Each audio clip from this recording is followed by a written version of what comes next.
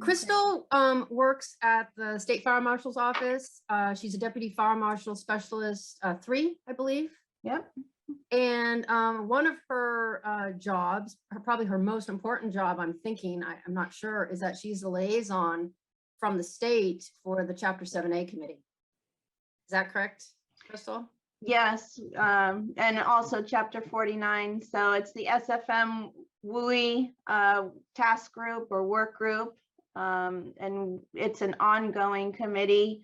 Definitely a lot of interested parties call in, and especially in the last couple of years. For the next triennial, we have definitely proposed more robust regulations in Chapter 49 of the Fire Code.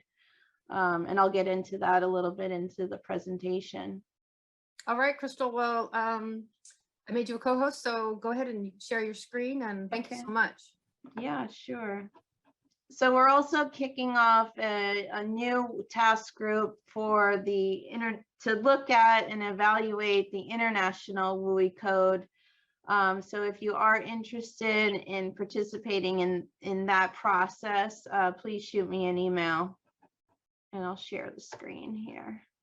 Okay, fantastic. Okay, good morning. I'm Crystal Sujeski. As Denise said, Deputy State Fire Marshal 3 Specialist. I work in code development. I also work in fire and life safety. We go out on DINs or damage inspection assignments for the wildland fires.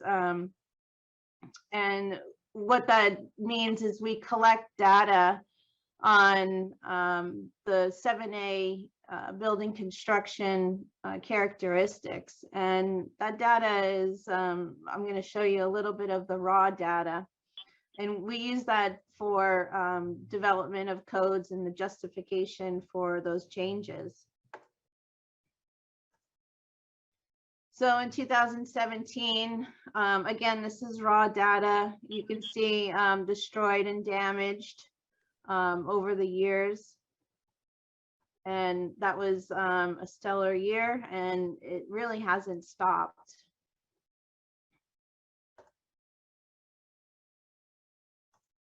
I go to the next slide. And these were what we inspected. There's different categories. It's damaged 1 to 9%, 10 to 25%, 26 to 50, and then above 50 is totally destroyed. What this data shows to us is when the fire does impinge on the house, it's very likely that it will become destroyed.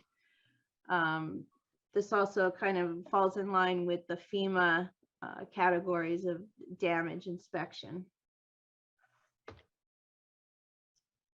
And then this chart is saying damage by fire severity zone. So we have non-wildland fire or non-wildland urban area, moderate, high, and very high. And these are classifications in California. As you know, that the maps are being developed, and we do anticipate those being published early this year.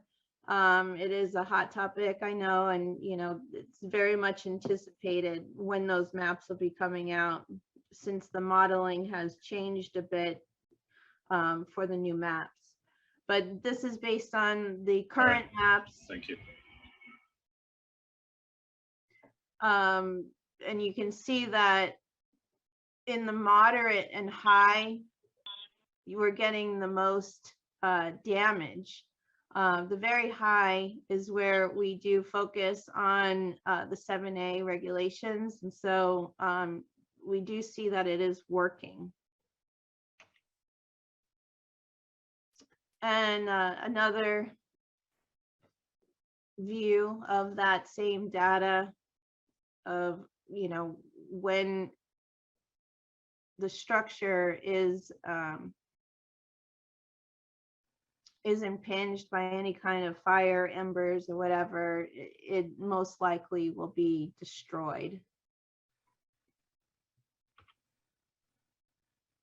Now, this is another data set that's showing how 7A construction is working pre-2009. Out of the structures that we inspected, this is how many were damaged, and this was based on parceling from those communities where we inspected.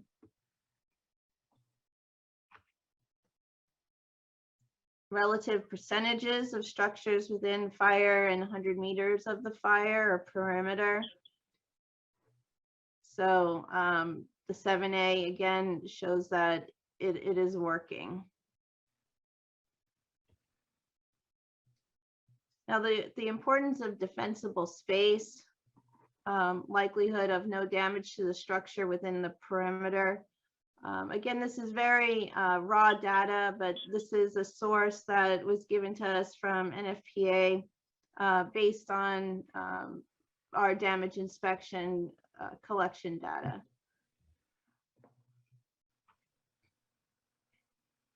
Now, this was based in 2017. I think this has changed a bit, but these were the 20 most destructive wildfires in California. You can see the Tubbs, Valley, Carr, Nuns, Thomas, and we all know that Paradise is definitely at the top of the list now.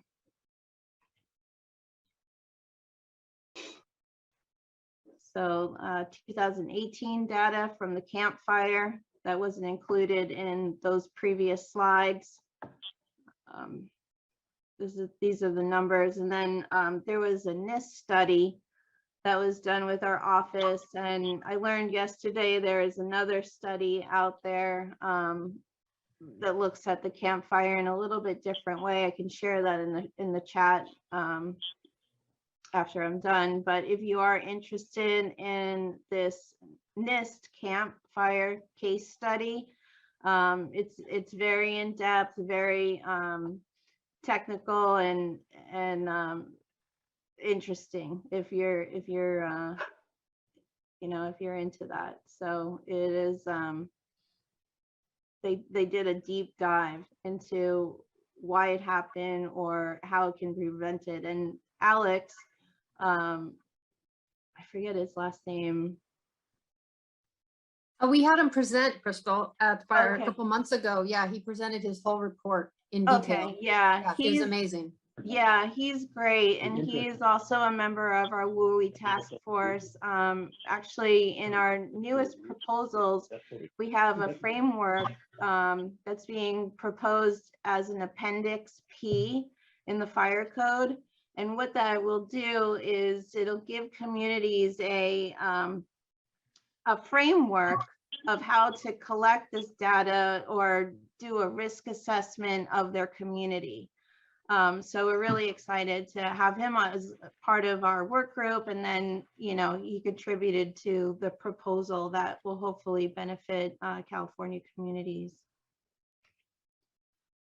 So a little history about Chapter 7A, how it works, modes of structural ignition, the focus on ignition resistant construction, the reliance on the Bates Bill for vegetation management, and then it targets new construction.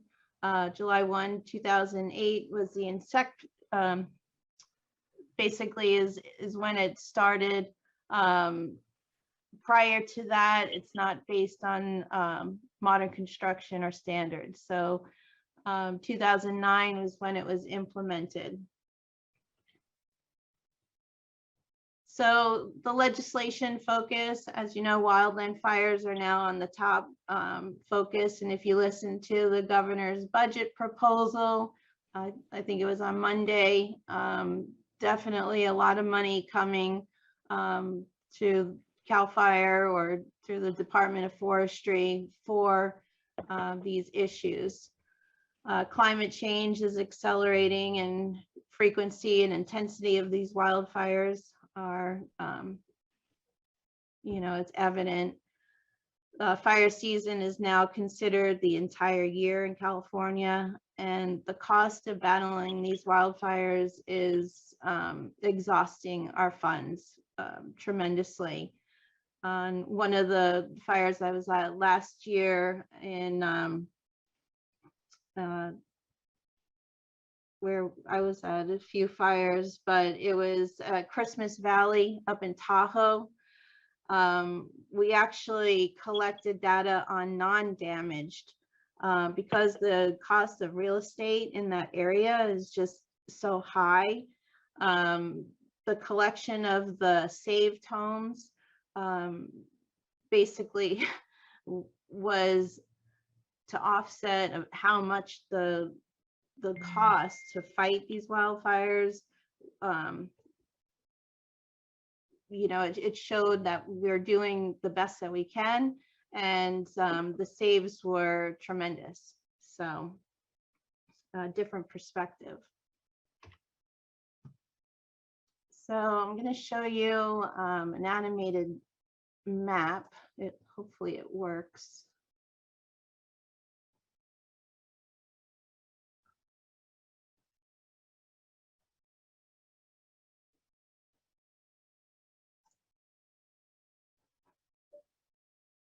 Can you guys hear the video, the sound? Yeah, we can see the video. It looks great.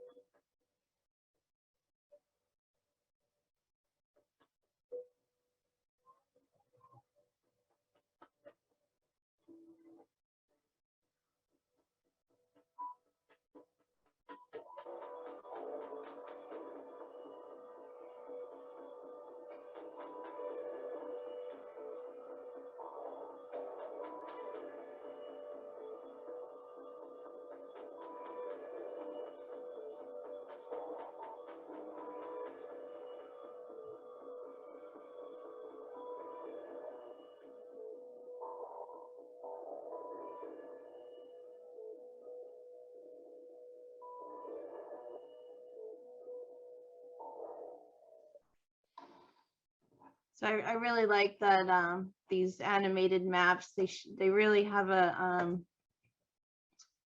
quite impressive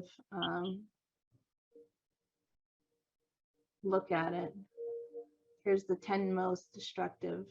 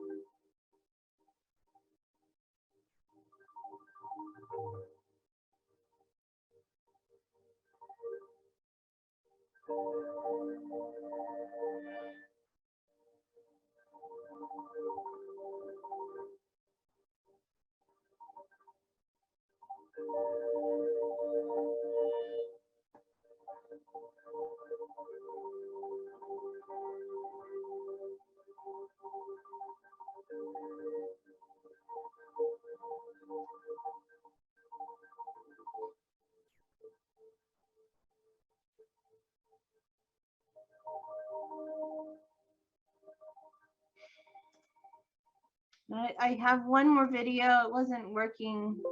Yeah, it's not working this time, but the Canadian, this Canadian forest video shows they had land and they were granted to do a study, and it shows how the wildfire progresses through, you know, they put up sensors and cameras. Really interesting to see how it progresses and then it smolders down. And so we know that it does move very fast. So if we use that data for, you know, making these proposals for building construction, you know, we don't always get that chance to see it on video. But anyway, moving on. Where did it come from?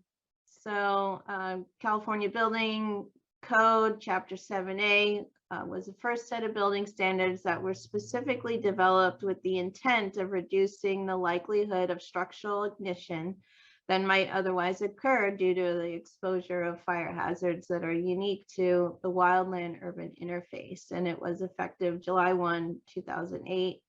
And the applicability was for new construction. Original focus were these four things: ignition resistant construction, ember intrusion, ember entrapment, and defensible space. And those four things really have carried on, and those are our four main focus points for developing the code. So it addressed the hazards associated with ember exposure, ember intrusion, especially with building vents, windows, and doors on those openings. Established construction requirements to reduce the potential for ember accumulation under porches and decks and building projections, and then integrated the modification of the fuel vegetation management, which was promulgated from the Bates bill, which came, I guess, was like initiated from the tunnel fire in 1991. Overall, the objective is to increase the likelihood that the structure could inherently survive a rapidly passing wildfire without the intervention of fire suppression crews. The number of housing units in California per the fire severity zones, you can see housing is definitely located more and more in these areas. In 2006, the SFM promulgated emergency regulations. This was phase 1 of the inception of Chapter 7A, and it dealt with the roofing, the attic ventilation, exterior walls, and decking. And then the testing standards were developed by UC Berkeley. Now, Chapter 7A is outlined just like any other of the chapters, follows the model code, where it starts with a scope, purpose, and application. 2 would be the definitions, standards of quality, goes into ignition resistant construction, roofing, vents, exterior covering, exterior windows and doors, decking, and then accessory structures. As we move forward with maybe introducing the WUI Code, this may, this format may take on a different look. We'll see how that develops. But these were highlights of the 4 main goals to prevent the embers and the ignition resistant. Oops. What did I do? So when we look at embers intrusion and where's the first most common error that we see or that we hear about in plan review or in the construction is the exterior glazing, 708A2. This is where it established that exterior windows shall be dual pane, right? Dual glazed with the tempered glass. And so this includes the exterior glazed doors, glazed openings within those exterior doors, glazed openings within exterior garage doors, the structural glass veneer, skylights, and vents. So when was the last time you saw a skylight or window lights in a garage door that were dual glazed with at least one tempered glass pane? And so these here, these get overlooked a lot, or the skylight too. Exterior window, skylights, and doors. There's the code section where the requirements come from. And then we put in this regulation for the weather stripping.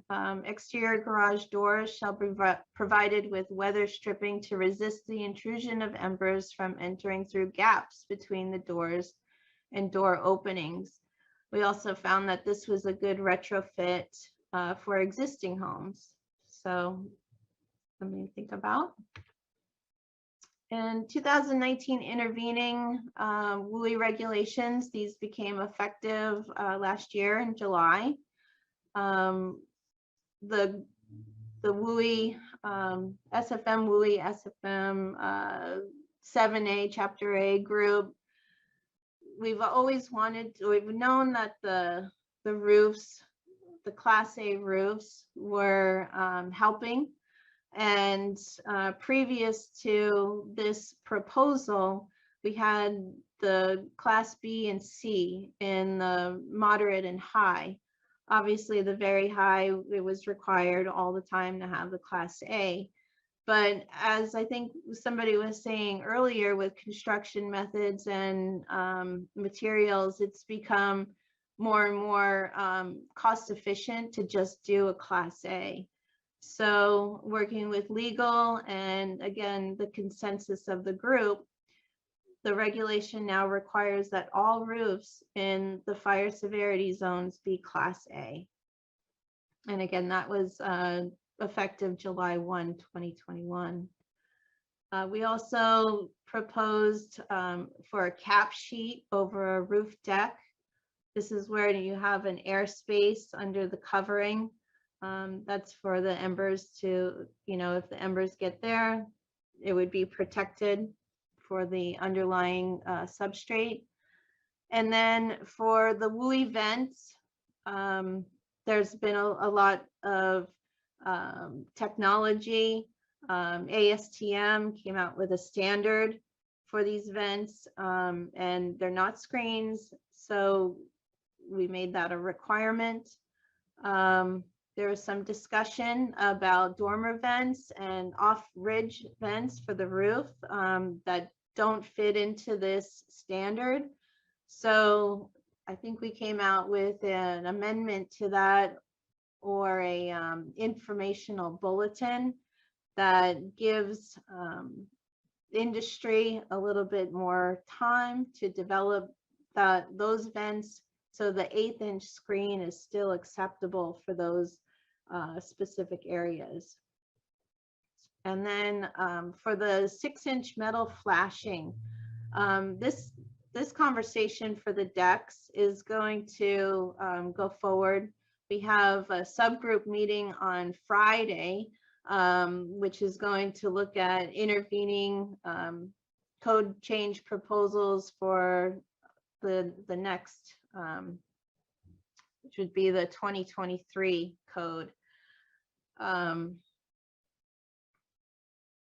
Basically, the decks are part of the structure. There's also legislation that is having the Board of Forestry look at the 0 to 5 foot zone. I don't know if you've heard about this, but 0 to 5 foot would be non-combustible. So decks were in question. We do consider the decks, if they're attached to the home, as part of the structure. So that wouldn't be included in that 0 to 5 foot. But what this requirement is saying is that when those embers or debris accumulate at the edge of the deck and exterior wall, to provide this 6-inch metal flashing to have that a little bit of a barrier.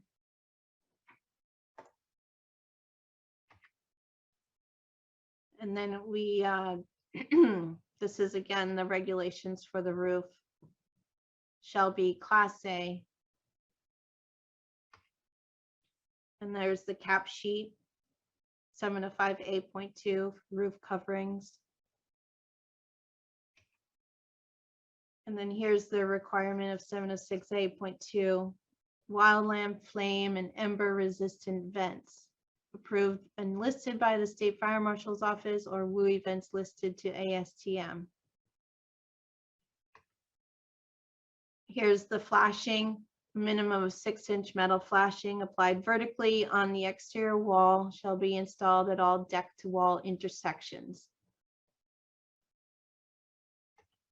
And here's some recent legislation action. This might be a little bit dated, but SB 12, 55, 901. I could go into a little bit of what these are. SB 12 is the planning and zoning of wildfire jurisdiction shall update safety element to include OSFM shall update the very high fire severity maps by 1/1/2024. This one did pass. SB 55 was the creation of the new development or SRA and local agency as adopted by a comprehensive community hardening strategy.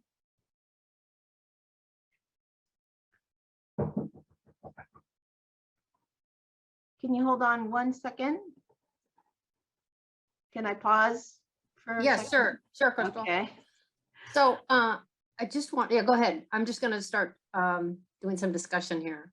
Okay. So I just want to pose some questions to the group for you to be thinking about while Crystal is pausing. You know, so right now the LRA Chapter 7A only comes into play into the local responsibility area, which are cities and towns, if the area has been designated as a very high fire severity zone. And the maps, as Crystal said, are being redone and will be out probably in the next year. But there's not a lot really of very high fire severity zones. And it's been up to the cities to actually adopt their city as a very high fire severity zone, which not a lot of them did. So we're missing out on quite a bit of Chapter 7A in the local cities and towns. Chapter 7A automatically has to be enforced in any of the unincorporated areas of the state. And it doesn't matter if that is a high, a very high or a moderate fire severity zone. So I think by broadening the threshold and the scope of where this code applies, we could capture a lot more structures and make them ignition resistant. So I wanted to just, yes. Can I interject real quick? Yes, yes. It's not just up, and I just learned this recently myself, it's not just up to the towns and the cities to adopt those. The fire districts can adopt them. Those maps and those locations can be adopted by the local agency, which includes the fire district. Yeah, you're right. And so they could adopt them together, but it still remains part of the building code. So the towns and the cities are really the enforcers of Chapter 7A. Correct. Yeah. Okay. Okay, I'm back. Oh, okay. Great, Crystal. We just had an interesting topic. We were just talking about where 7A comes into play. We were talking about LRA and SRA and how SRA really captures 7A And the LRA, it's a little more difficult. There's a few more restrictions on when 7A applies. And we're trying to kind of rally cities and towns to, hey, embrace 7A and adopt it into your plan and start using it, you know? Right. Yeah, so I think currently it is required in the very high for LRA. But then if you look at your high and moderate, it's not. Correct. So that's totally up to the locals if you want to implement those regulations in some form. But I believe that may be changing. Yeah, I think that would be great. If I can go back. Okay, AB 9, wildfire adapted communities, OSFM, to establish a community wildfire mitigation assistance program. This one passed. So basically our current program, which is the wildfire engineering, changed its name and took on some more work. Low cost retrofit. This was AB 38, and it instructed the OSFM to establish a low cost retrofit list, which we've done. It's on our website. And then on or after 1/1/21, require the seller of real property in a high fire severity zone to disclose information related to fire hardening improvements. Also on our website, we have a guideline for this. AB 642, OSFM and HCD, which is Housing Community Development, to consider expanding the application of the wildland standards to high fire severity zones. This is what we were just talking about for the LRA or local. So based on this did pass. We had a public comment during the 45-day public comment period from Ventura County. We made the change to incorporate the changes to law, but then in our 15-day, we had another comment from CBIA that said, whoa, whoa, whoa, we weren't expecting that. So if you're going to be present at the Building Standards Commission meeting next week, you'll see that we have withdrawn the regulations for the LRA in the moderate and high for now. And then those will be discussions within the WUI group going forward, either for the intervening or for the next cycle. AB 3074, this is defensible space. The Board of Forestry guidance document regarding Emma resistant zone within 5 feet. Again, this is an ongoing discussion. Board of Forestry is moving forward with this. If you go to their website, I think they have a meeting. This I can tell you at the end of this presentation, but it is this month, and they will be doing a work group. They're going to move kind of fast on this, is what I've heard. They're going to do this work group, have some language proposed to a subgroup, and then bring it to the board by March or April. So definitely get involved. AB 1295, residential development agreements, very high risk. On or after 1/1/22 would prohibit the legislative body of a city or county from entering into a residential.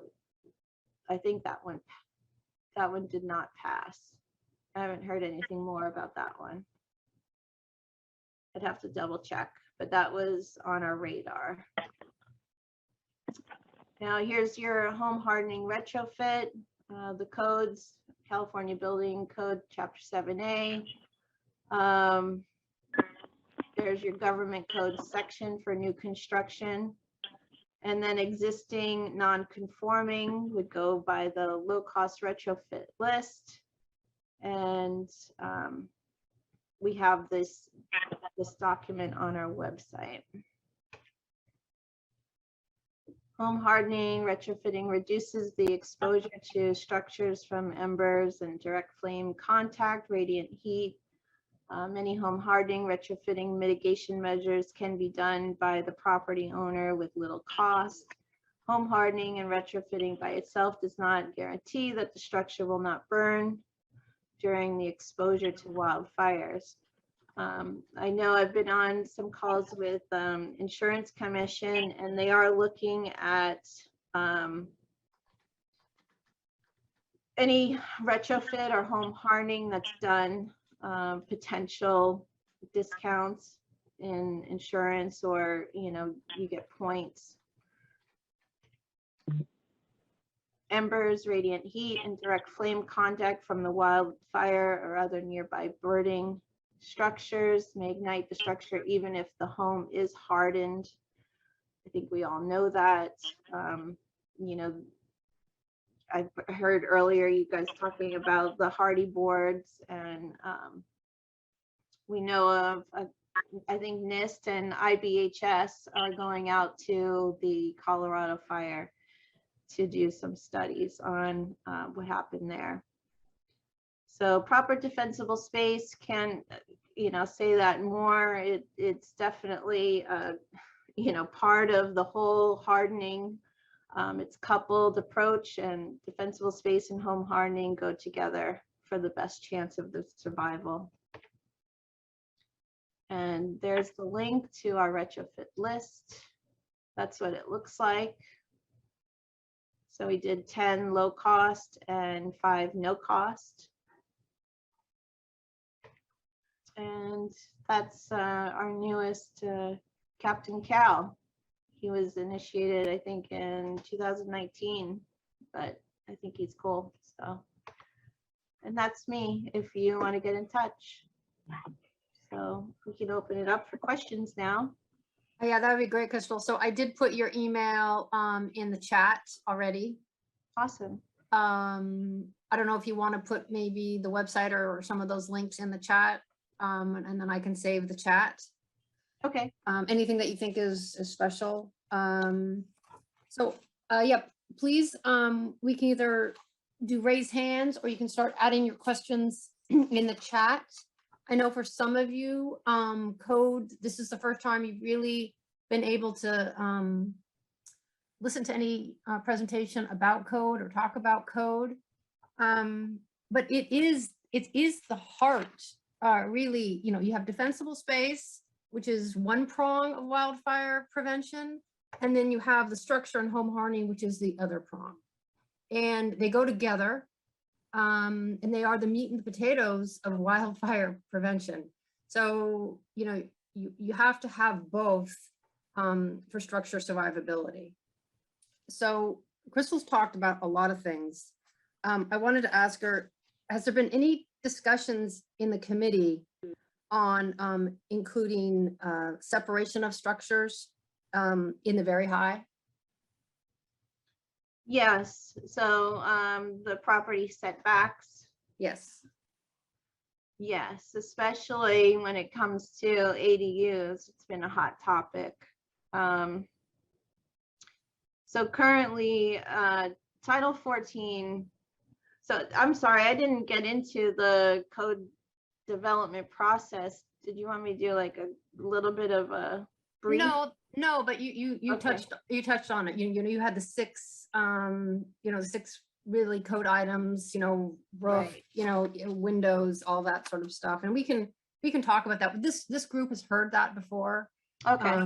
They might not exactly know what it is, but we can it's roofing, vents, exterior coverings, exterior windows, skylights, doors, decking, and then accessory structures is really what the code is trying to capture.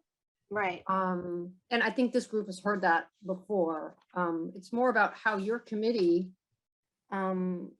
develops these, you know, how your discussions are, how you format. And so I was wondering, like you said, it's a very hot topic in terms of separation, because we tell everybody, you got to have your defensible space, you know, push, you know, cut your bushes back, you know, do the 0 to 5, cut your trees back, you know, and then all of a sudden they'll build a garden shed that is 5 feet from their house, or they're in a subdivision and the houses are, you know, 8 feet apart. So, you know, so housing density in the very high fire severity zone, you know, usually is captured in in the planning department, the zoning section of the towns and the cities. I'm just wondering if your committee has been discussing it. Yes, so we have several subgroups within our committee, and one of them is accessory structures. So that would be the 710A. And that one is really, I'm going to show you what the FET looks like. That's going to be heard, that's on the Building Standards Commission website right now. And give me 1 second. I can bring this up for you.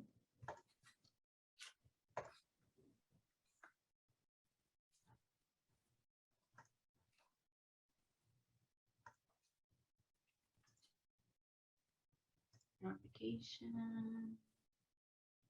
Okay, so we have all these proposals.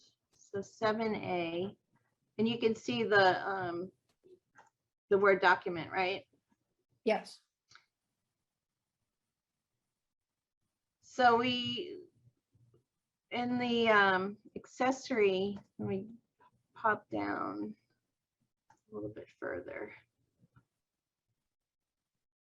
There's the vents that we talked about. Exterior walls. We did some reorganizing.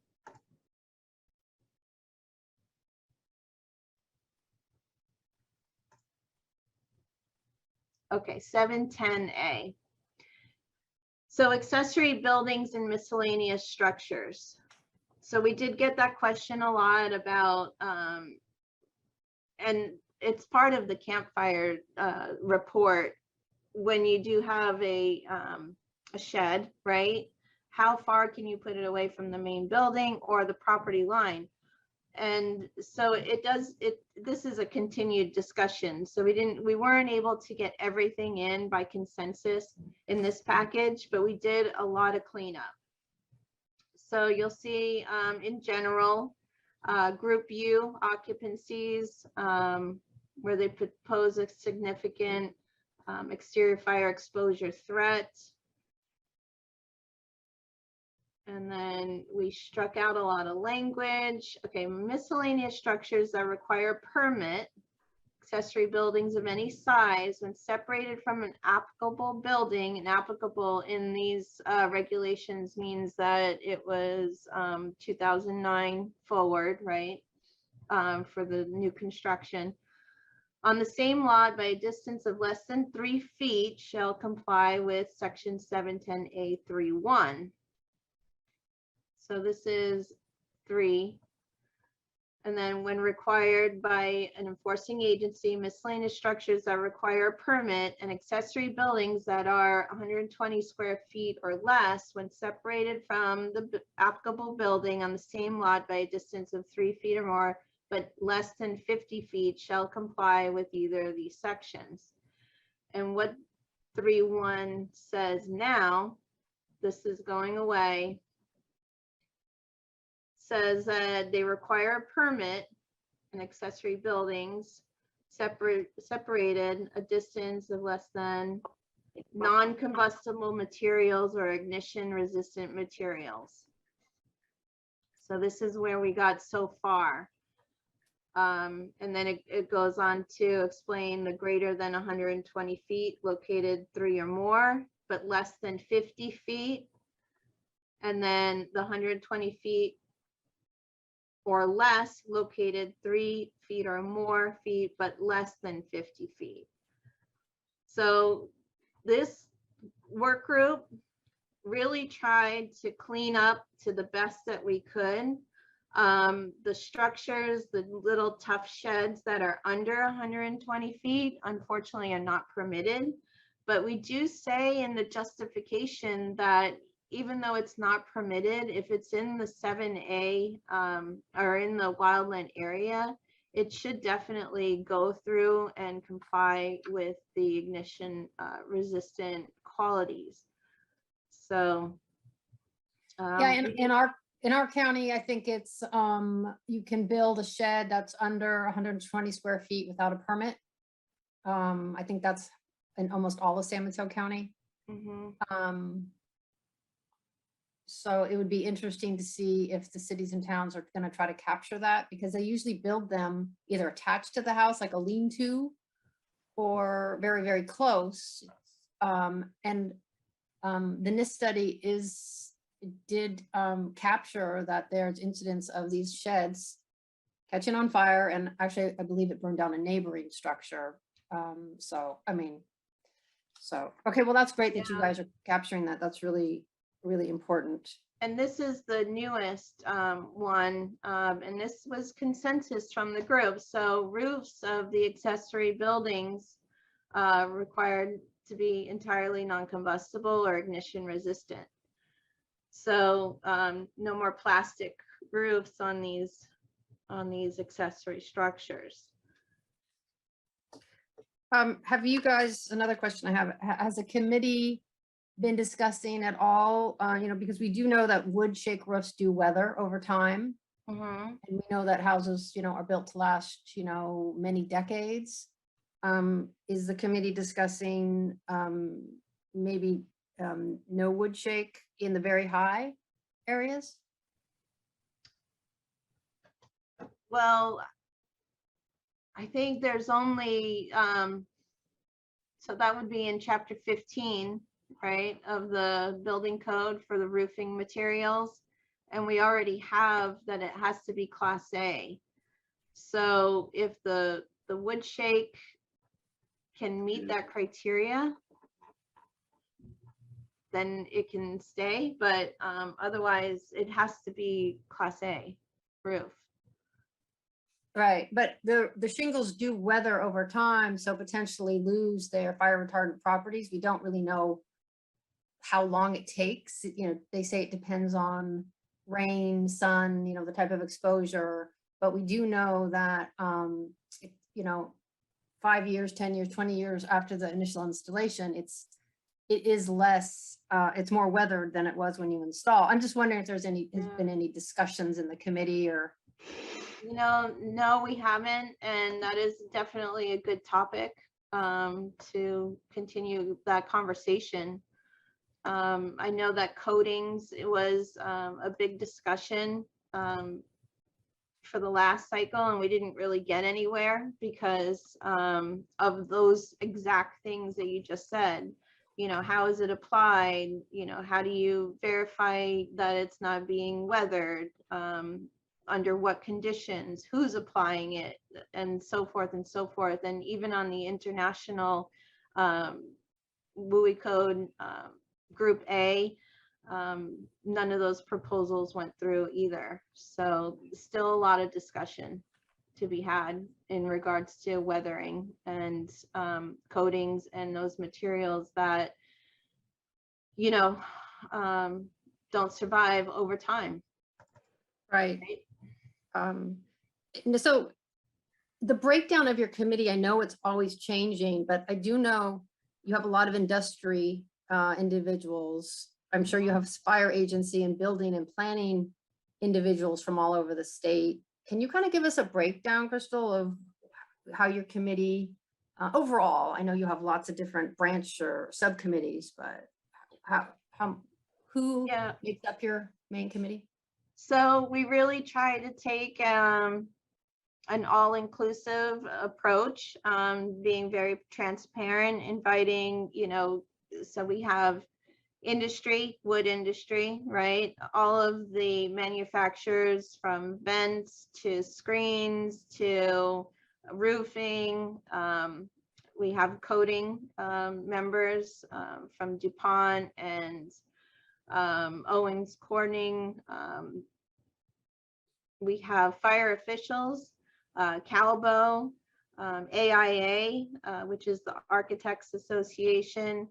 Obviously, the FPOs are involved.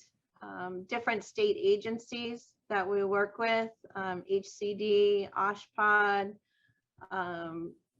DSA for schools, and so forth. So, you know, there's also lobbyists and different associations with, you know, the California Builders Association and Home Builders Association. So, you know, their concerns are, you know, just as valid as the fire officials. So, you know, the cost of things is definitely has to always be considered within the group. And so when we develop the proposals, you know, they can come from anywhere, but they definitely have to be justified, and the cost analysis has to be presented to the group and a consensus.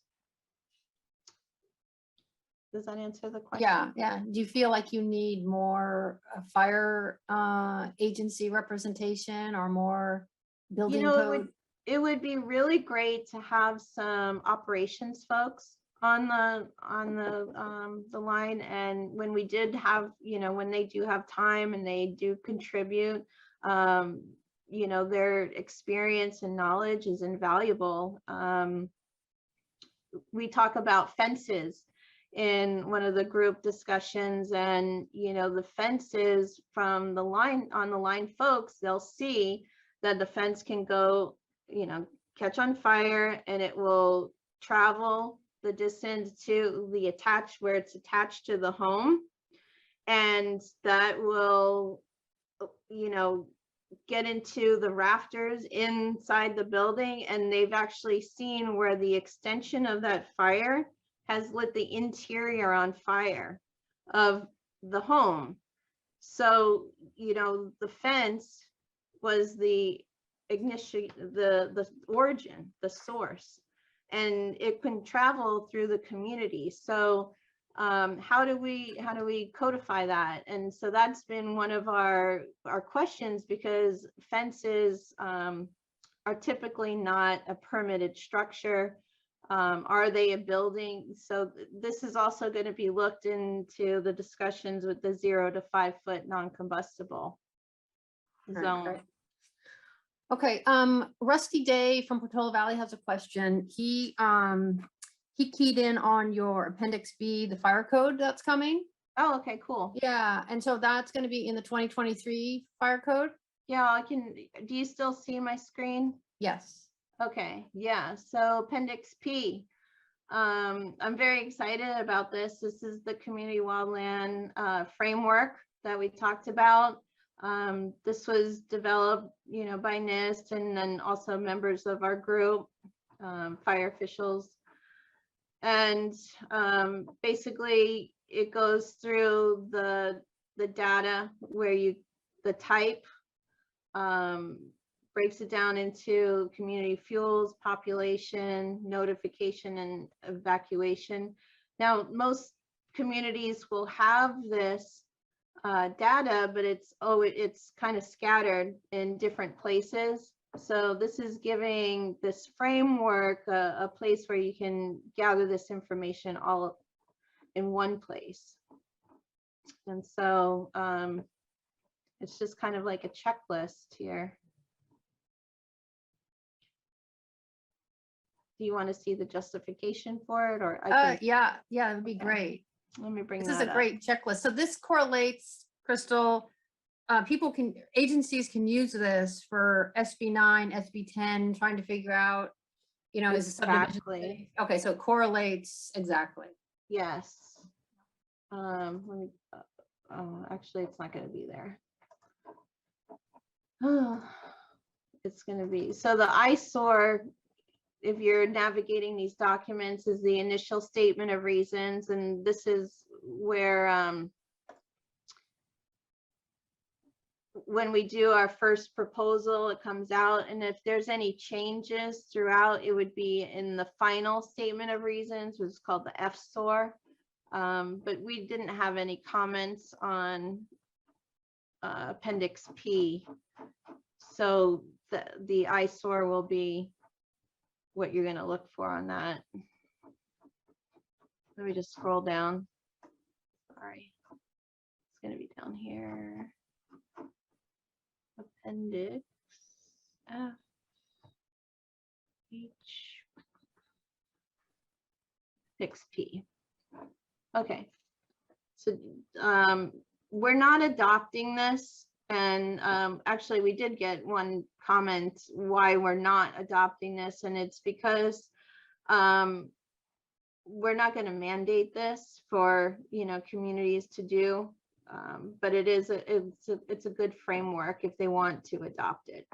Okay, so fire agencies will have to adopt it Yes. on their own, right? Okay, Yes. that's not a problem.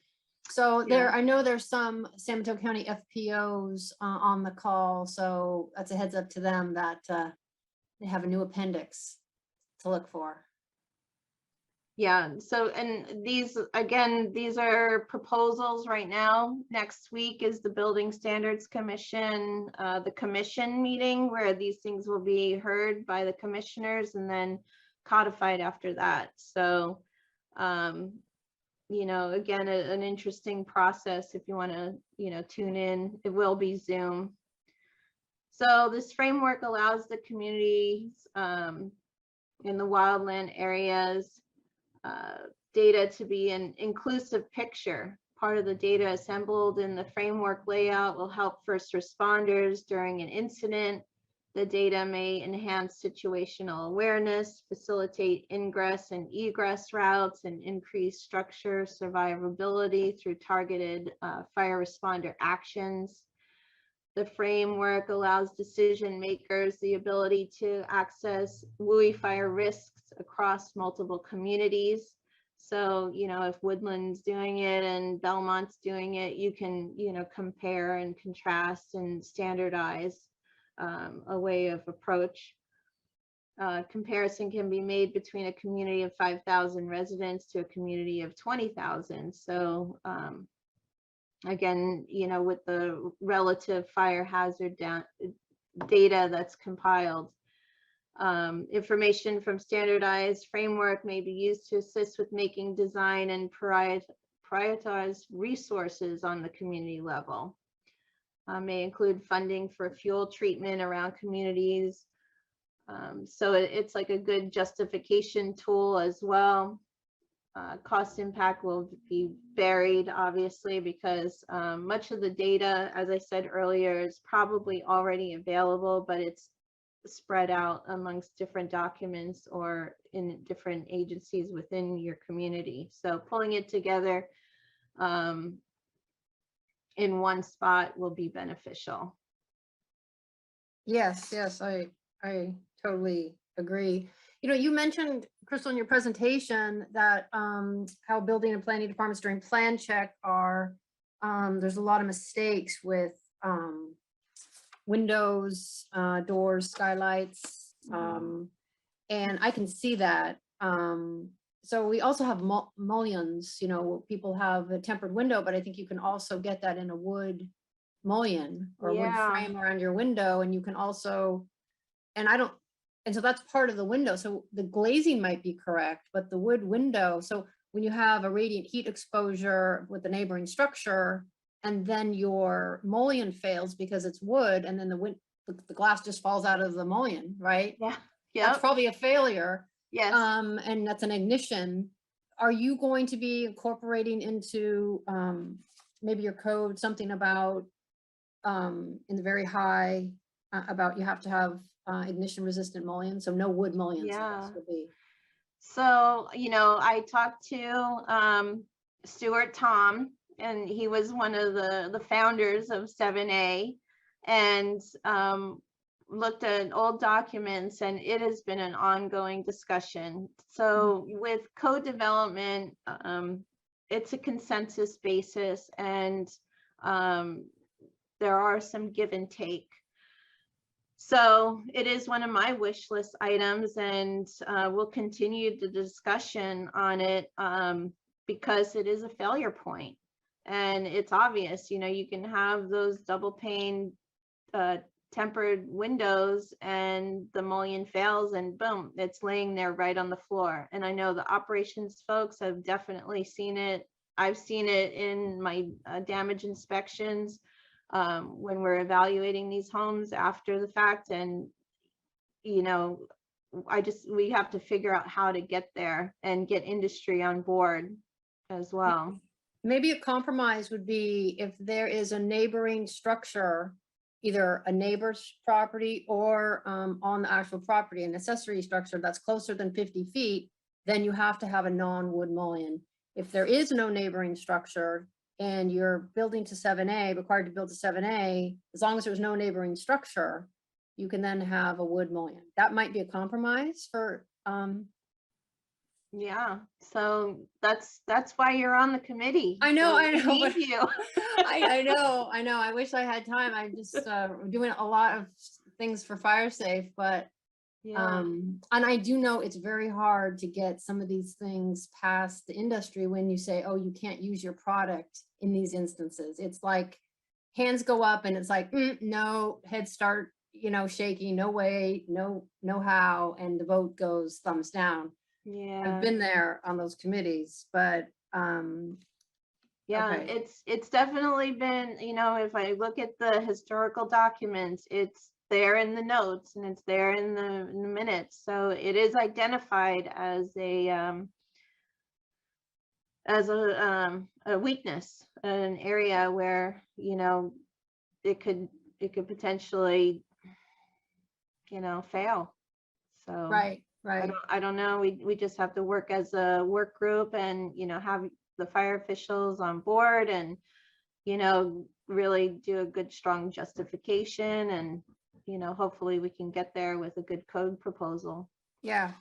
I have one more item I want to talk about, decks, because I feel we have a lot of decks here in California, especially in the hills, because there's beautiful views. You know, you're on this Mhm. great hill and you have these beautiful views of the mountains and the bay. And I think it's great. The 6-inch, you know, metal flashing is great.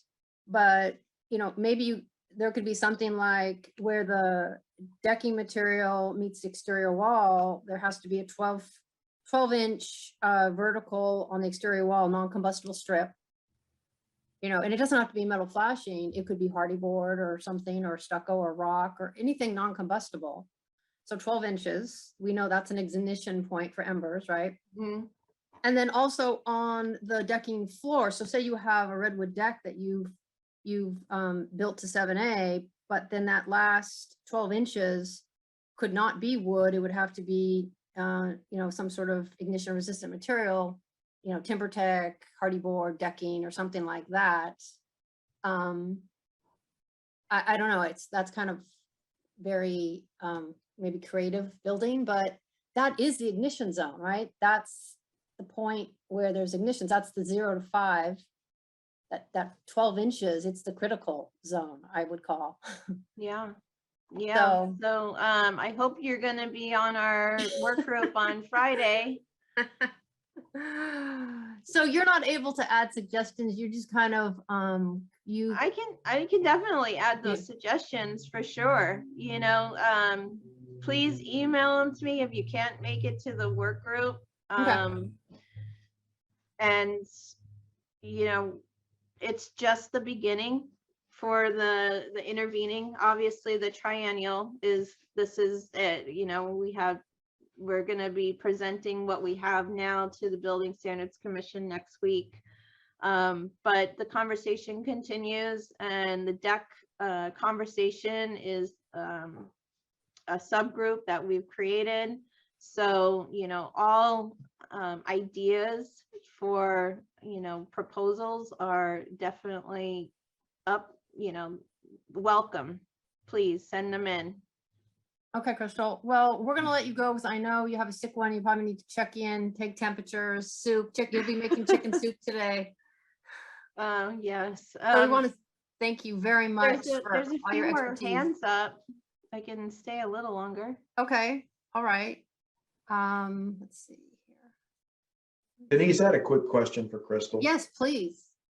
Crystal, hi, it's Don Bullard with Hi, Woodside Fire. Don. How you doing? Good. So in your working groups, you mentioned all of the different folks that join those working groups. Do you guys ever have members of the public that join those working groups? Because I know we have some very competent and capable residents and members of the public here that have a keen interest in making some changes, and they have some very skilled backgrounds too. And I'm just wondering if you ever allow members of the public to join these working groups. Oh, yeah, for sure. Definitely. Yes. And I think I said we have some lobbyists, but yes, there are members of the public that call in. You know, you can remain anonymous, especially now. You know, we're not really taking a role of any kind, but most of those, you know, they will either send in an email or, you know, I didn't quite, you know, they're not vocal in the meeting discussion, unfortunately. You know, they're always welcome to, but we typically hear from them after. Yeah. Okay. Thanks. Yeah. Dudley, did you want to ask a question? Yes, thanks, Denise. I'm curious, Crystal, whether in these discussions and the committees working on different parts of it, whether there is any consideration of the earthquake-related aspects of the new non-flammable materials, particularly weight. I mean, we live in an area that was designed as wooden houses because we are literally on an earthquake fault. And adding really heavy material is a structural issue. So I wonder if that's discussed at all as you're looking at how to protect from fire in ways that may cause problems in an earthquake. You know, I can't recall any specific discussion. We have talked about wind. You know, hurricanes, even though they're not so much here, but the wildfires that we've seen are hurricane-like winds. So, you know, we see you have a Class A roof, but then the wind has just blown the roof completely off, you know? Right.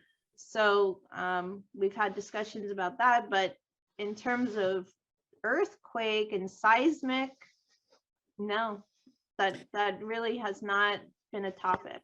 I think that's really important to have an engineering perspective on, not least because fires can easily be started after an earthquake. And so there's a double way that it's important, you know, how you would deal with it in an earthquake situation where things are already being damaged and then a fire gets started, but also, you know, what would be most structurally sound that is fire proof or fire resistant, but still earthquake flexible. Thanks. I appreciate that. Yeah, thank you. That's a great idea. How about gas shutoffs? Is that, Crystal, will you be talking about gas shutoffs? We haven't talked about that. That hasn't been a topic either. I know a lot of Also- insurance companies are requiring automatic gas shutoffs, and so that's fairly simple. That's like, I want to say under $200-300 fix.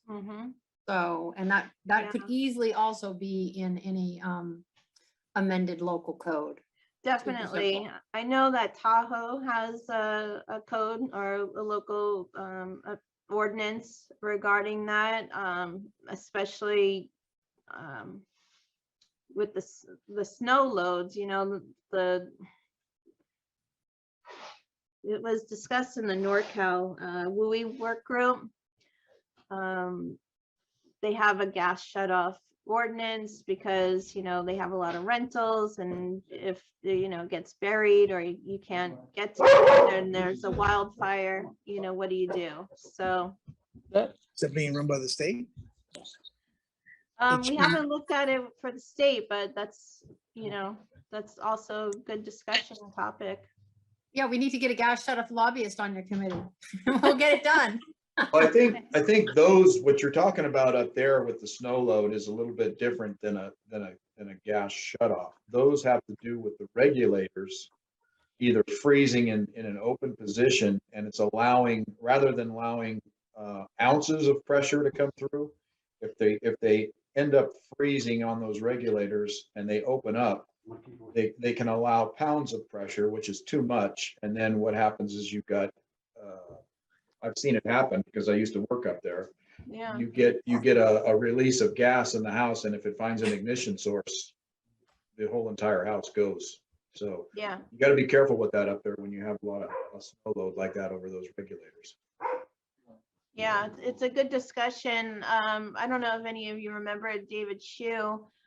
We talked about it with him, and then there was some discussions with, he knew some engineers at MIT. So yeah, that's a topic. You know, we just have to develop a code change proposal or a code proposal that will, you know, meet all the needs. Nikki, did you want to, I see you have a hand up. Did you have something you wanted to ask? Oh, yeah, actually it was kind of pretty quick, but it was just a brainstorm on the decks and how I love the flashing idea. That sounds really doable.